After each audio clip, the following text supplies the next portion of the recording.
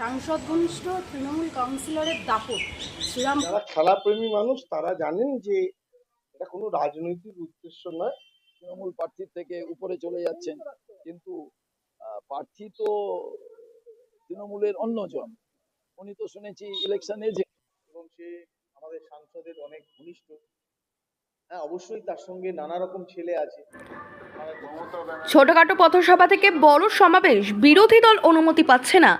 সাংসদ ঘনিষ্ঠ তৃণমূল কাউন্সিলরের দাপটে এমনই অভিযোগ। খেলার জন্য মাঠ দেওয়া যাচ্ছে না দাবি তৃণমূল নেতা সন্তোষ সিং ওরফে পাপ্পুর। গতকাল প্রথম দফার নির্বাচন ভোটে শান্তিপূর্ণভাবেই শেষ হয়েছে। দ্বিতীয় দফায় হুগলিতে ভোট, তার আগেই প্রচারে ঝড় তুলছে বিভিন্ন রাজনৈতিক দলের প্রার্থীরা। প্রচারের শেষ লগ্নে এসে দলের শীর্ষ নেতৃত্বদের এনে ক্ষমতা প্রদর্শনের লড়াইও চলছে। আর সেই জায়গাতেই বাধার মুখে পড়তে হচ্ছে বিরোধী দলদের। এমনই অভিযোগ, কোথাও অন্য রাজ্যের মুখ্যমন্ত্রীর সভা শ্রীরামপুরে করতে গিয়ে পাওয়া যাচ্ছে না মাঠের অনুমতি, আবার কোথাও আগে থেকে মাঠ দখল করে রেখেছে তৃণমূল।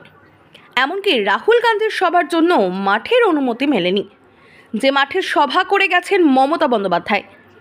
শ্রীরামপুরের সাংসদ কল্যাণ বন্দ্যোপাধ্যায়ের ঘনিষ্ঠ দাপুটে কাউন্সিলর কলকাঠি নাড়ানোতেই বিরোধীরা মাঠ পাচ্ছে না বলে অভিযোগ।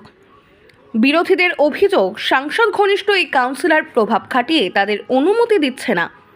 পিছন থেকে কলকাঠি নাড়ছে পাপ্পু। শ্রীরামপুরে এবার চতুর্মুখী লড়াই। বিজেপি বাম কংগ্রেসের সঙ্গে লড়াই তৃণমূল প্রার্থী তন্ময় ঘোষের। তবে শ্রীরামপুরে যেন পাপ্পুই প্রার্থী, তাই বিরোধীদের পথের কাঁটা পাপ্পু। বিরোধীরা তাই সমস্বরে বলছে জনগণ জবাব দেবে, তবু পাপ্পু ক্ষমতা নয় বরং মানুষের ভালোবাসার ওপর ভরসা রাখছেন, সাফ জানালেন কাউন্সিলর সন্তোষ সিং।